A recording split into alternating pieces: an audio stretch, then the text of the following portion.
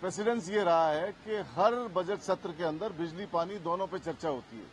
तो पानी तो इस बार डिमांड में आ गया और ये कहा गया कि बिजली पे अपन चर्चा कर लेंगे जब बजट अप्रूवल कर लेंगे और बजट पारित होने के बाद में बिल लेके आएंगे तब एक दिन हम बिजली पे चर्चा कर लेंगे।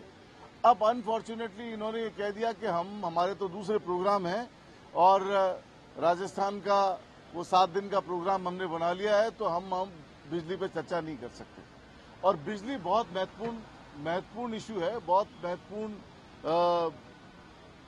यहाँ राजस्थान के अंदर अभी आने वाले समय में जिस तरह से हीट वेव का अंदेशा है और अप्रैल मई जून में जिस तरह से गर्मी पड़ने की संभावना है, बिजली का कंजम्पशन बढ़ेगा और पहले ही हम शॉर्टेज में चल रहे हैं।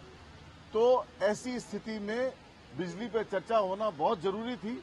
ग्रे एरिया समझते कहाँ कमी है, कहाँ प्रॉब्लम है, कैसे बिजली दी जाएगी, किस तरीके से आगे चैलेंजेस आ रहे हैं उनको कैसे निपटा जाएगा। लेकिन अफसोस के साथ कहना पड़ रहा है कि बिजली पे चर्चा सारे प्रयासों के बावजूद नहीं हुई। और 2-3 महत्वपूर्ण इश्यूज हैं जो मैं आपके सामने एड्रेस करना चाह रहा हूं। आरोप लगा रहा हूं सरकार के ऊपर, 1.5 लाख करोड़ रुपए का फायदा बिजली खरीद में दिया जा रहा है किसी को।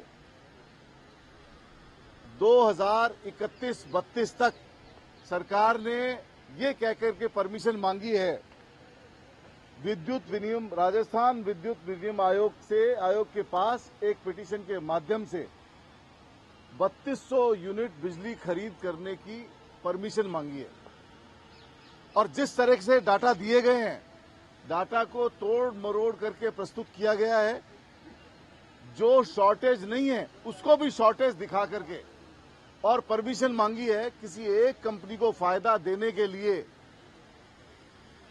ये कह के कि भाई ये कंपनी यूनिट लगाएगी और 2031-32 के बाद में हर साल करीब 3200 मेगावाट यूनिट सप्लाई करेगी राजस्थान को।